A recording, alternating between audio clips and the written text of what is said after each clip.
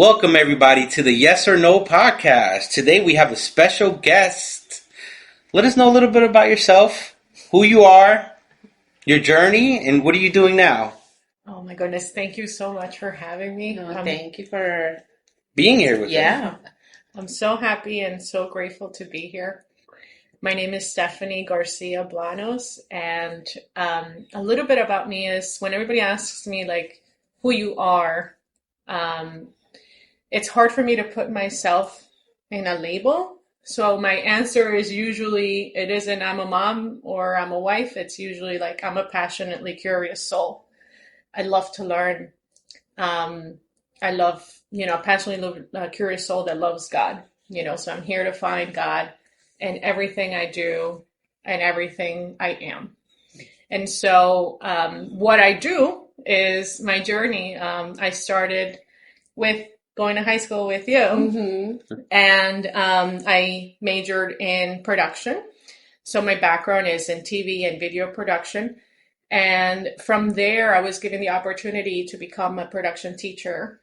And so I did that a few years, and I fell in love with teaching and the kids and the impact. You see, I have students that I'm still in contact with that went into production, which is an amazing feeling that because I was there and I showed them production, they fell in love with production, and then now they're in it. So I always have to mention that because I'm so proud of them. And so then a little bit of my life journey, my husband and I made a business which I manage, and which is heating, ventilation, air conditioning. So I call that like home regulation, in terms of temperature, which segues me into what I do now, combining all that experience. It's actually emotional regulation and the temperature within the body versus in the home. And so right now what I'm doing is using all these skills of that and also becoming a mom of 3, which is all college degree all on its own, and even a doctorate, I would say. Yeah. Yes. Hard work. Into these workshops that I'm teaching for students, parents, and even teachers on emotional regulation and self-awareness. So that's what I'm doing now. Wow. Definitely very, very, very interesting. So I guess that's going to lead us into, can you explain a little bit about what emotional regulation is and why is it important in everyday life? Oh my goodness. So emotional regulation is the capacity for us to manage our emotions and bring our nervous system back down into a calm state. So what happens physiologically, what happens when you become really angry or really overwhelmed or you have a ton of fear? Physiologically, what happens is that our body is composed of this parasympathetic system. And in that system, there's 2 branches, which is fight or flight or calm, digest, and create. When we become really upset, we turn on the fight or flight response, which in our nervous system, it translates into the bells are ringing, the blood rushes to our extremities, and our body physically believes that we are in danger, hence fight or flight. Either we're fighting for our lives, which is a primitive system from when we needed to fight for life, from when we were sapiens, or just run away. So our system, because that part is primitive, does not know the difference of like, it's just my little kid screaming and having a tantrum in the middle of the store, or there's a tiger trying to get me, we don't, our primitive system doesn't know the difference. And so where does emotional regulation come in? Like, how do you calm your nervous system? Because at that moment, are you thinking clearly? No. Everything is foggy. It's like alarms are going off, right? And so how do you calm your nervous system to say like, it is okay. There's no imminent danger at the moment, so that we can bring ourselves to think clearly, to not scream back at the kid, because it's a kid. Mm-hmm. You know, kids are kids. Kids are kids, exactly, and they don't know, and they are actually showing us that they need emotional regulation because they're becoming very angry about whatever it is that they want, and so they don't know how to express it. We know how to contain it, but they don't know how to contain it, and so they explode. And here we are inside trying to, like a pressure cooker, right? Yeah. Try not to explode. We've all been there. Yeah. Exactly. And so the techniques I teach, which are heart math techniques, are research based, and they help you bring your system, calm your nervous system down to either neutral, which means like, okay, I'm not, I don't need to scream, or even switch it up to like, I brought it down to beyond neutral, and now I choose to be calm. Mm-hmm. I choose to be loving. I choose to be patient. And you draw up that feeling, and then you become that feeling. And so you are responding to this child from a place of patience, presence, and playfulness versus pressure cooker. You're the tiger that is going to attack me. That's funny. I've never thought about that, right? Your young child being attacked doesn't attack you, right? It's funny picturing that. Yeah. So I guess you kind of touched on it a little bit, but what are some of the challenges that you see, especially now, right, in parenthood or just in life in general, that people face trying to regulate their emotions? So it's very interesting because as I was mentioning to you before, as a mom of 3, the overwhelm response can be very available at any given moment, right? You're a mom of 3. Oh, yeah. So we are overwhelmed easily, I think, a lot of the times, because there is 3 kids to take care of. Mm-hmm. There is a house to take care of. There's a job to take care of. Moms carry the majority of decision making when it comes to the household and the household needs, right? Like food needs to be bought, like such and such practice needs to happen. This one needs to be picked up early, etc. Right? So our overwhelm, I find, and this includes myself, is like a lot of the time, right? And sometimes we don't sleep right because somebody gets up in the middle of the night that has to go to the bathroom, or like, you name it. Someone has nightmares. My 4-year-old had nightmares, and last night was like, mommy, and then just comes in screaming, and to be woken up, like all of that adds up, right? And so we become overwhelmed easily because it is a lot. Overstimulated, right? Exactly. And so I find that when you regulate mom, and I refer to mom as like the temperature setter of the home. Oh, wow. Wow. I never thought of that. Right? Happy life, happy life. I think it should be happy husband, happy life, but that's another podcast. Control the temperature. Set to 60. Nice and cool. Yeah. Okay. Since we are those regulators in the home, when you take care of mom, then mom, the kids feed off of that. If you notice, when you are in a good mood, everything. I mean, from the beginning, like the beginning when you wake up and the kids are, ready to go to school, that's when it starts, right? Mm-hmm. Confession, I'm glad that we're having this podcast today. I know. I'm guilty, and I'm learning right now, so that's why I'm like... So, yeah, and even before this podcast, I just wanted to tell them, like, you noticed I was a little nervous, and she did something, and it did help me. One of the techniques. I'm here, I'm probably like, oh wait, why is the girl in the middle not talking? But it's because I'm here listening. You're too relaxed, I guess. I think it worked too good. There's no tiger here. Yeah. And you know what? And so we talked about the tiger part, which is fight or flight. We didn't talk about the other part of the system, which is your body is calm, relaxed, and ready to create. Ready to digest properly, because I just talked about, the nervous system in terms of like that overwhelm response and trying to fight is when your system is trying to fight, it's not trying to heal. It's not trying to digest properly. It's not trying to breathe properly. It's not the regulation that you need. It's gone. And so when you switch to the other response, then what does that mean? Your body it feels whole. Your brain, your cells, everything is working towards you. And the way I like to imagine is like everybody's like, yay! Yay, Stephanie, yay, I'm going to digest this food really good for you. We're going to breathe really deep today. We're going to work at our maximum capacity. And you feel that because in your body, if you tune into it, you feel the difference. You know that you're digesting properly. You know that you're getting enough of everything that you need. And so what happens in the long run? When you're constantly stuck in fight or flight, which is fear, anger, overwhelm, sadness, you name it, your body begins disease. Dis-ease. There is no ease. Wow. Wow.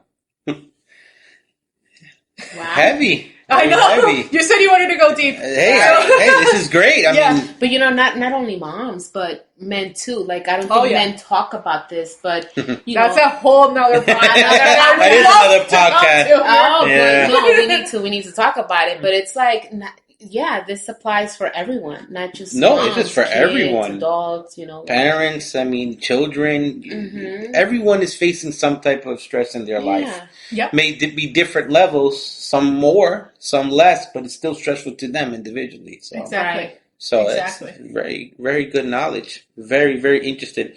Very great things that I'm learning. Things that I never looked at myself. And I'm a man, right? And it's great.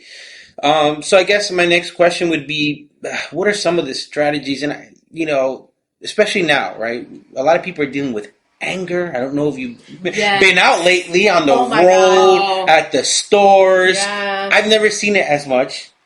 And anxiety, because I believe that sometimes anger and anxiety coincide to a certain degree. What are just some basic strategy or one or two that maybe can help? Because, we've talked about in past in past podcasts where I don't know if it's technology, people say the 5G, the Wi-Fi, cell phone, radiations. I'm pretty sure that affects our nervous systems, doesn't it? Yes. Right? And I guess that's why we're always in high alert mode. Yeah, yeah. Quick strategy of what to deal with that, how to deal with it. As you're asking me this question, something comes up, and it's something in July. I think something happened, and I don't know if, or maybe I became aware of this anger, but it happened in July, between July and August. And I've been referring to it as like the spirit of anger, because it felt like there was this massive anger spirit released into what is called our consciousness, meaning our global consciousness, meaning every heart is an electromagnetic receiver and receptor. What that means is that have you ever got an electrocardiogram? Yes. It measures the electricity in our heart. Every time there's an electric current, a magnetic field is released, is formed. I'm sorry. And so with science, they can actually measure with a magnometer. I don't know if I'm saying it properly, but there's a device that measures our field and how much electricity and magnetism our heart is expanding right now. And so when a spirit of anger is released for X or Y reason, because some event happens and it makes a lot of us angry, right? It becomes like a literal virus. I see. And so if something happens globally, or in a space, that produces a fight or flight response and anger response from us, it becomes like a virus that is going from heart to heart. That information transmits. And so what happens is what you're saying, everyone is angry. And you're right. Everyone is angry. Wow. Now, how does this put you ahead of the game is that you are realizing, like, wait a moment, what is happening? And you're separating yourself from the anger and realizing, like, it is not an anger that probably is within me. It is an anger that's affecting more than one. And so what do I do?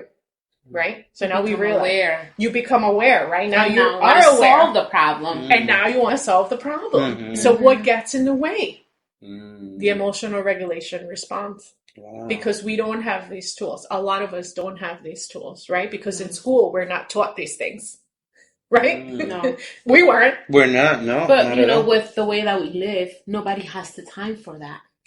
Because everybody's like, we're so busy, school, you know, work, and this. Like, nobody has the time to take care of their inner, you know, self. Being. Yeah, I agree. And so when that situation comes up, it's like, what is important?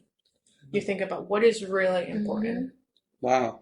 Very because it affects your daily life. It will affect you at work. It will affect you with your family. It will affect you when you go out at the store, you know, like people getting upset. Oh, you know, you cut me, and maybe the person wasn't cutting you. She was just trying to and go then you're across. Ready to blast off, right? So it's like like that little guy from Inside Out. Did you ever see Inside Out? The little anger guy? Oh my God, you have to watch it. It's about emotions. Oh, okay. I highly recommend it for the kids. Okay, great. But there's a little guy that represents anger. Oh. And he's like red, of course, in a little square. So anytime she's angry, she's like, and just fire comes out. That's like my image for anger now. But anyway, you're right. It well. That describes it well. But you know, that's what I'm saying. Like, we have to take the moment and become aware, like, because we're so busy that we don't realize that we have that. I don't want to call it a problem, because is it a problem? I think it is a big problem. Okay. I think it is in my I situation, was wondering if there's another wording for it, but I guess it maybe is. It is a hurdle. problem. Maybe it's a hurdle. It's a problem that we need to solve, like you said, right? Yeah. And is it a problem? And I'm glad you mentioned that, because I see why, I feel why the hesitation for the word problem, right? One is that the word problem indicates that there's something significantly wrong, right? Which there is. But then there's another aspect of it, which is a problem needs to be solved. And it is a one way, you know, it'll be solved and then it'll be that. And emotional regulation is not that. I don't think, and I think we strive to be love all the time, because that's what God wants us to be, right? When we remember God and we live as God children, that means that we are emanating love, to me anyway. Yeah, and that's what I would say about that. But is it realistic? No. Yeah. Right. And so to call it a problem, it brings into like, okay, this is it, and that there's no work that needs to be done after that. So it's not, in that way, it's not a problem. It's a process, and that we're constantly an ongoing struggle. An ongoing struggle. Well, a challenge. An ongoing challenge. There we go. I like that a lot. An ongoing challenge. Challenge to say it. Yeah. And I guess one thing that remember we started doing too, because I felt that at nights we couldn't sleep well, right? We kept getting up a lot. Oh my gosh. And believe it or not, what is it that we started doing? We turn off the Wi-Fi in the home. Oh, I know. We turn it off. Too. And I've noticed that even at my cell phone, I put on airplane mode. Yes. And I've noticed that when I forget to put it on airplane mode, I don't sleep well. Yeah. I constantly keep getting up. I feel like the nervous system feels like it's on, something is happening. But when I put it on airplane mode, I will actually have a full night's sleep with the Wi-Fi off. So it's just a little test. We don't know the science behind it, but it's just steps that we took, and we've noticed the huge difference.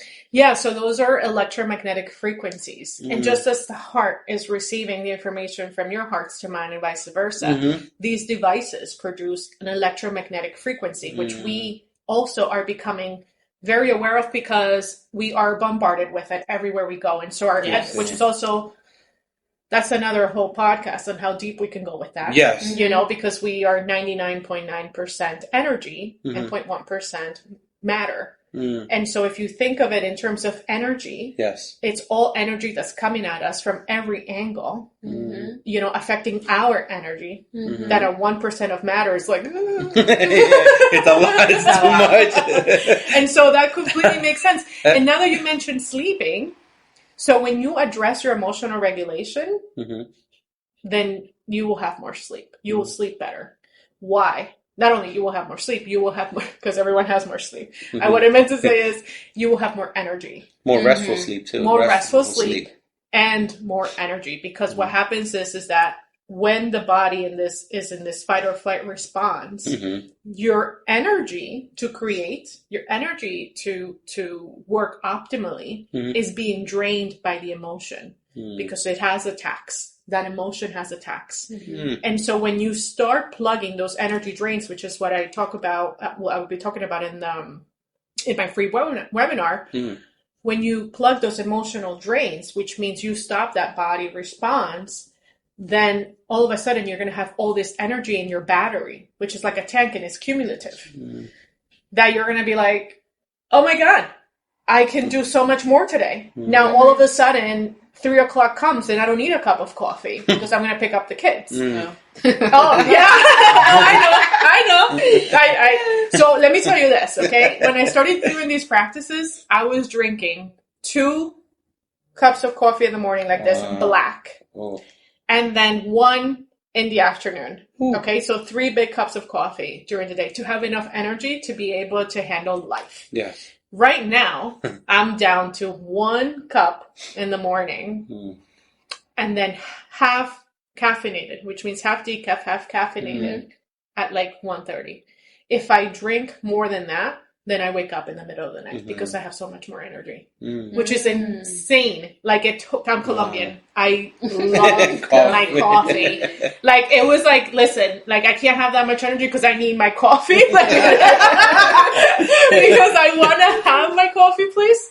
So yeah, what would you do if you had 20% more energy? Like what would that translate into? What would I do? What wouldn't I do? That's what wouldn't I do? Obviously put more time into becoming more successful, I guess, at the end of the day, becoming creative, finding ways to earn passive income. And it's not just about money. At the end of the day, it's financial freedom for your household, right? Because at the end of the day, emotionally regulated, right? Yeah. If your finances are not right, emotionally regulated, and again, I'm going to say this as a man, right? Because as a man, that's something that we take on. That's your priority. Our priority. Of course, spiritually and watching over your home is important, but if your finances aren't right, you're not going to focus on the other things. And then obviously your family's going to feel it. So at the end of the day, I just finding ways to become earning more passive income at the end of the day, right? Because that's what everyone's trying to do. Yeah. Right? So yeah, of course. I hear you. Being a man comes like the woman worried about the household, the man worried about financial stability. Yes. Those are our roles. Yes. And when we play and have the space to be in those roles, then our intersection becomes so much more beautiful. Yes. Right? Our creations become so much more beautiful. And so to tie this up, like, when you learn how to process those, and I see the need so much for fathers, I see the need for moms, and I feel like I have to connect with moms because I am a mom and they'll be able to hear me. But I see such a huge need for fathers, because fathers that are in the 40s and, between 30s and 40s and so, grew up, a lot of them, with Boys Don't Cry. Grew up, right? Yes, of course. Yes. Of course, definitely. Especially our culture. I still hold to it nowadays. I still hold to it. Yeah, boys do cry, and they need to cry. Because if you don't cry, you bottle all that energy inside of you, and it's disease. Disease waiting to happen. Yeah. So women, because we are more open. I don't say we're naturally more emotional. We're more expressive, and we have the space to be emotional because that's how we are seen, right? We are going to be okay. But I think as women, as we become thermostats in our home, you're right. Then our job is to turn to our men, which I am turning to my man and being like, let's go. You know what it is though with men, I think honestly is because we have the role of obviously not what do you call this? I guess in Spanish they say machista. I guess in English I forgot the word. I guess machismo, right? For the lack of a term. For the lack of term, but not because of that, but because we have the role of quote unquote leadership in the household, we just seem to take on the responsibility of, okay, everybody comes to us when they have some type of needs, right? If your wife wants to open up, you'll sit there and you'll listen to her gladly because that's how she de-stresses, right? But when it comes to opening up, I guess men don't feel safe to open up because women are not, and don't get me wrong. Nobody's getting you They're wrong. not the best listeners in the world because they're used to being listened to, but not listening. So I feel that, it goes both ways. Yeah. So that's why we as a coping mechanism or as a defense mechanism or survival mechanism, we just say, hey, listen, we just have to be strong for everybody else. And it's like, for example, when there's a loss in the family, right? And it's a close relative, and you have like the core family, there's always one that pulls up and is the strongest, right? One is breaking down, one can't function, one is like fainting every 5 minutes. I mean, every second, and then there's one that all of a sudden just pulls together strong. We're taught that as men, we have to be that no matter what. So yeah, we absorb everything, and that's how and that's what we deal with as men. And unfortunately, that's just and we do that. And I have boys, so exactly. I'm here trying to absorb all of this because, But I think, and again, yeah, that's good that we're trying to change the norm, but I think that's why it's great. Moms are obviously important. I love my mom, right? I love my mom. Emotionally, I think she helped me a lot, right?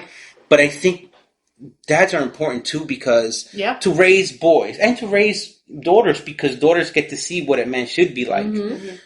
They're important with boys because they also help them be strong. Because at the same time, let's be honest, a woman wants a man that is strong.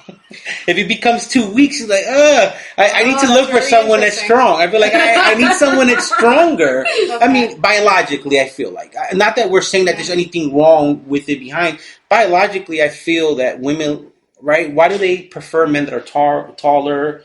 Because they seem to have that strong build. They're gonna not because, right? No, but it's because it's okay. Yeah, that's a preference of it, and I understand. This man is going to protect me. This man is going to protect not just me, but my children. If we're ever in a situation that we need it's a primitive, and that's fine. Just like as a man looks for a woman that's feminine because they want peace. Yeah. See. Nobody as a man is already fighting. Yes, we do. We need it. And that's why we love our moms. Right. Because when we were little, our moms gave us that. And when you grow up, not you. I'm saying because well, I'm not your mom. The first thing a lot of men get, I'm not your mom. Go do it yourself. Yeah. And I'm not saying that because of you. No. But men, we look for that softness that we had in our most of us, right? Not everyone had a good mom. But that's just something that we deal with. And we look. Yes, we're strong for the world. We're competing with everybody, right? Because a man goes out there, competes. Women do nowadays too. Don't get me wrong. So we're fighting. The last thing we want to do is come home and have to argue with the person you love. You want that peace. You want that nurturing. That's why we look for that from and that's why and the women look for the strong. Going to teach me. Everybody. No, we're all learning. Regulate. We are all learning. We're all learning. I love this. Saying, I hear like it's so beautiful to one that you have that awareness and that you see that, and at the same time, my heart aches for the men that have been bottling up all their emotions because that's how we have been brought up in society, right? And so, and you know what's funny? That last weekend I went to a service, and the pastor was talking about actually men need a spiritual mentor. Yes. And I felt like, holy moly, you are like, he went right on it. I'm like, you're absolutely right. Men need their fathers, just like everyone else does. And fathers, for these generations have been, you have food on the table, you have a roof over your head, my job is done. But guess what? Fatherhood today is asking for the extra step, which is the spiritual part, the anger processing, the opening up, that a man does not feel okay. And I see what you're saying now to a woman. You need a spiritual father that can you open up to and that's that you important hear from. And it's why it's different. You hit the nail right on the coffin, right? I know that this new generation teaches women, I need my man to open up to me. But we're scared to do that because if we open up and we show you our witness, we become vulnerable. And sometimes though women might say, I want that, they might look at that man as weak. They might not look at him the same way. But, like you said, if you have another brother, another father, another pastor, another spiritual leader, that's a man that you are comfortable with, you could get that brotherhood, that closeness, then you feel more comfortable opening up to another man that understands you more and is not going to look at you the wrong way. Just say, I'm a man. I go through that. I know exactly what you feel like. That's the best part. And it's not that we don't want to open up to our partner or the person we love. It's just it's our defense mechanism. I get it, and I see a reason why I, as a mom, want to be a mentor for moms. Yes. And why there's an opportunity, hint, hint, for men to step up and be mentors for dads. Yes, yes, definitely. You're right. And we need that. Now that you mentioned that, right, and I know that it correlates by some people, they go through depression, or maybe you mentioned, like you have to let that out, because if you don't, like some people, like they don't find a way out, and not I just get really like I don't know if it's the right word, emotional when I talk about this, but it's some people, they just don't find any hope. And then they go to suicide or, I know it's a very touchy subject that I don't want to talk about it, but I think we should talk about it, especially with kids that come from other countries, maybe, that they don't speak the language and they don't know where to look for help and to let those emotions out. And sometimes maybe they do go to their parents. And again, we live in a society where we are very busy. Okay, tell your teacher, or we'll talk about it tomorrow, go to sleep, we live that for tomorrow. Like, how do we help kids like that, or adults? I mean, I'm saying this because I read an article about a young girl, 11 years old, and it was actually at a local school here in New Jersey. It happened to her. She was bullied because, her color of skin, she doesn't speak proper English. She wasn't getting the latest clothing trends. So they were bullying her. And this young girl had no way out, but and committed suicide. Yes. And she was only 11 years old. Wow. I mean, it is a very touchy thing for me, but I feel like I need to speak about it. And now that you're here, maybe you can help me understand, like, what is this? Like, how can parents, because I'm a mom, how can you help your kids? Like, what do you do? Or how can you recognize when certain things like that could possibly happen? Help recognize it and help prevent it.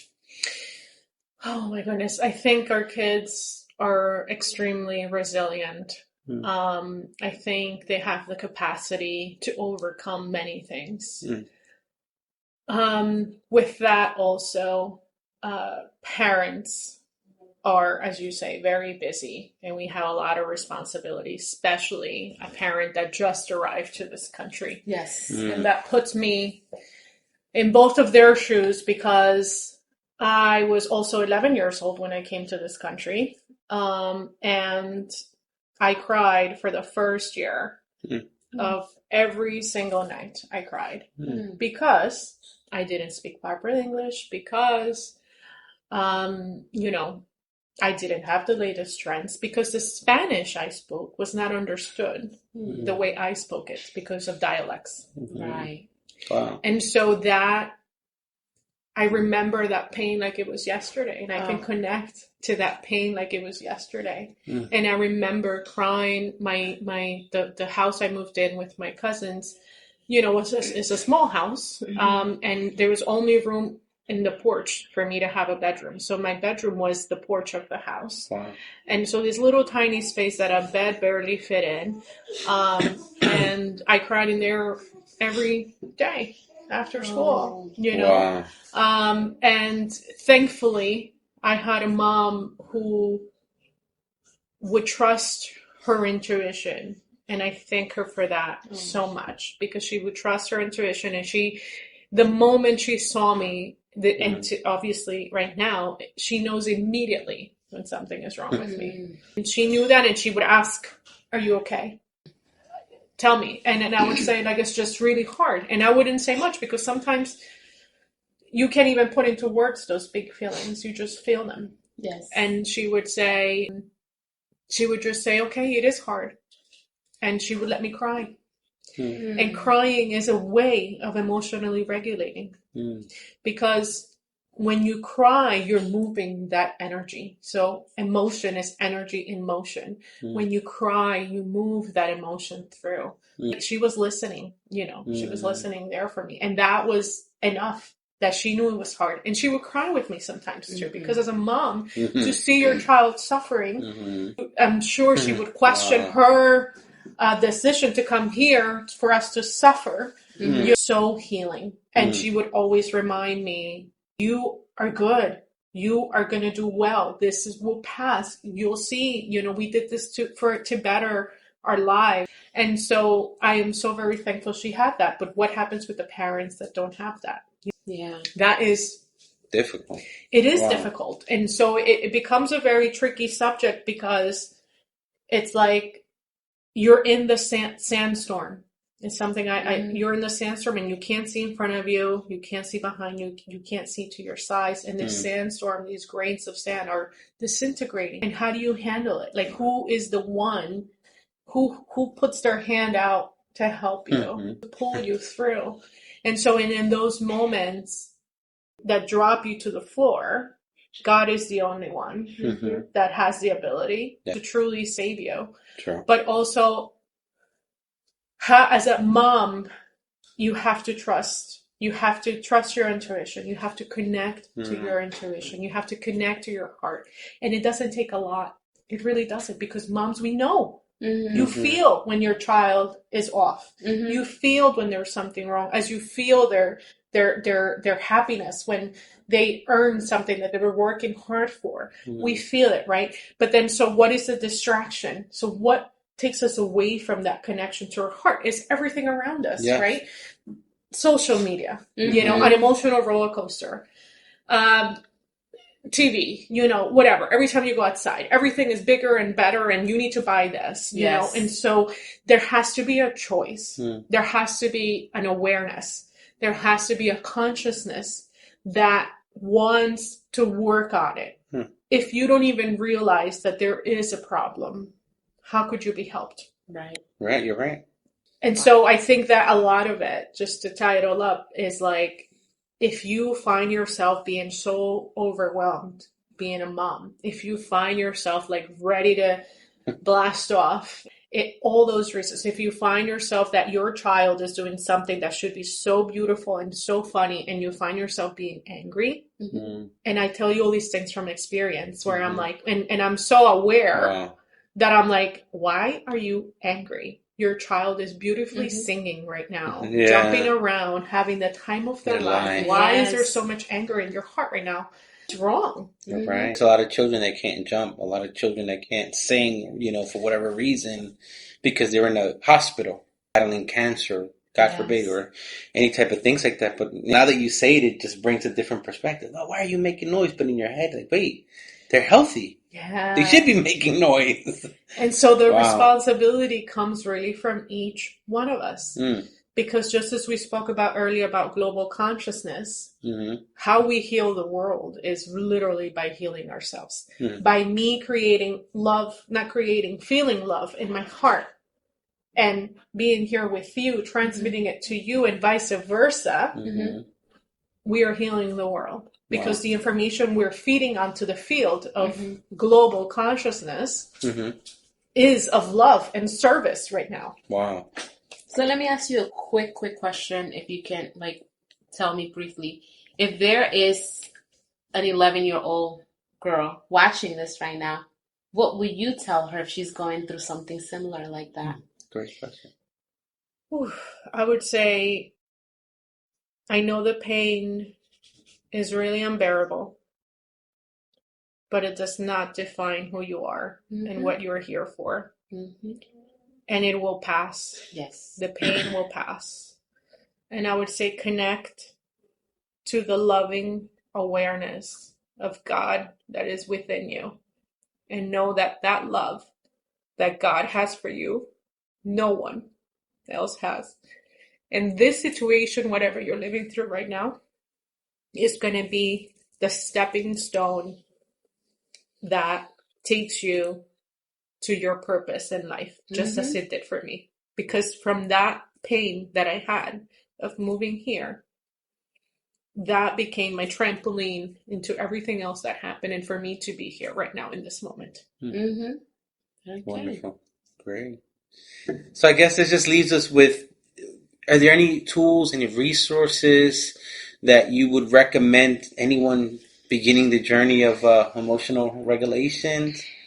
So the first thing that you have to figure out is, step one is figure out what are your triggers.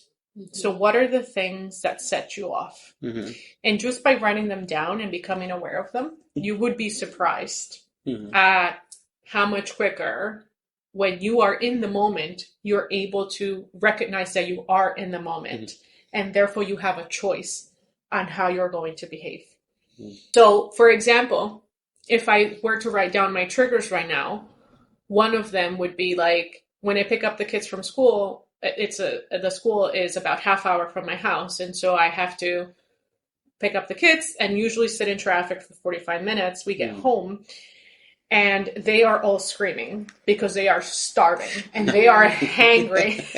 And you know, when the kid is hangry, it's like, like get some food in this child's mouth, because the whole world is collapsing. I thought it was just us. Oh no, my 4-year-old, oh my God. And they know, I said, you're hangry. You're feeling hangry. They're like, yeah, I'm hangry. And so that is one of the triggers. It's like, am I going to get home and then the bells are going to go off, and do I have food ready? How long for the food to get ready, warmed up, whatever, to feed them? And so just thinking about it, the anxiety starts, right? And so what happens, like, there's this heart math technique that's called heart focused breathing, which is the technique that most parents use because it's very easy, it's on the go, you practice it, and it calms down your nervous system. And then so as I am on my way to school, transitions to, it's another huge one, I start preparing my heart. Like, you know what's going to happen, they're going to go crazy. And so I start doing my heart focused breathing. And so when I pick them up, so when you practice these techniques, it's cumulative. So you're literally charging up your battery. So when I get to them, my battery is charged and I'm ready, Wow. So first step is figuring out your triggers so that you become aware of your trigger when it's actually happening. And then you're able to make the choice. Is this how I want to behave? Is this the kind of mom I want to be? Wow. Great. Wow. I learned a lot today. I right? know. I feel like I'm going to go back and just rewatch this over and over and take notes, right? Definitely. I'm already preparing myself. Okay, right? Let's start doing a heart check because in a few hours the children are coming out of school. I gotta go pick up my kids, and I gotta make sure I have food. You know it. Because it is true. It is true. As soon as they get home, what do they ask for? Yeah. And then they come, this happened in school. Or they start fighting each other. They start fighting with each other, and I'm hungry. I want to, and I'm like, it's exactly how you are saying it right now. Yep, it's amazing. Now, for our viewers, if they want more information, is there any Instagram, or are you doing anything specifically anytime soon where they'll be able to absorb more information? Yes. So on November 7th, I'm holding a free webinar where I will share this technique that's called heart focused breathing, which is a heart math technique, research-based, evidence-based, that literally helps calm your nervous system, bring you to neutral or even ease or calm. You practice it, it works. You guys practiced it before. You were a little nervous, and it worked for you. You noticed the changes almost immediately. Yeah. On the 7th of November, I will go over triggers and what are regenerative emotions and depleting emotions, and what are their purposes and how do we manage those emotions. So I invite you to go to my Instagram page, which is I Spread Love Today. And there you will see the link in the bio that takes you to register. Again, it's free. It's from my heart, from a mom heart, all the way, because I know the struggles, and in the struggles is where I have found turned this anger and molded it into something that we can actually do, because the whole thing with me is that you hear like, oh yeah, count to 10, but count to 10 doesn't really work. Or like, or like another one, look away. There's a whole bunch of these techniques that are, I'm sure, mean well, but I am here for the things that work, that there's steps to. And this is what I love about this, that there are steps and there's replicable. It's not like it's going to like that's another one, tune into your heart. How do you tune into your heart? Right? I can teach you how to do that. Okay. You know, and so that is the difference here. Is that it's like, I'm going to give you a step-by-step, and you're going to be able to follow it. And with practice, you're going to get good at it, you know, and then you're going to show up as the mom that you want to show up as. You're not going to show up as depleted, angry, overwhelmed. You're going to show up and model to your kids, most importantly, that we can go through rough emotions, and we do have the choice on how we're going to behave. Just I spread love today. Yes. No periods, no underscores. Nope. I spread love today. Great. Yeah. Wonderful. Well, you know, we can't thank you enough for being here today. Yeah. Well, I think our viewers are going to love it. Guys, please share, comment. Thank you for all that information. Really, if you know a mom or even a dad, share it. Yes. You know, or any loved ones, you got nieces, nephew that you want their parents to learn some of these things, please. It's very vital information, important knowledge to have. Thank you for having me. For your time. Thank you. Yes, we appreciate it. See ya.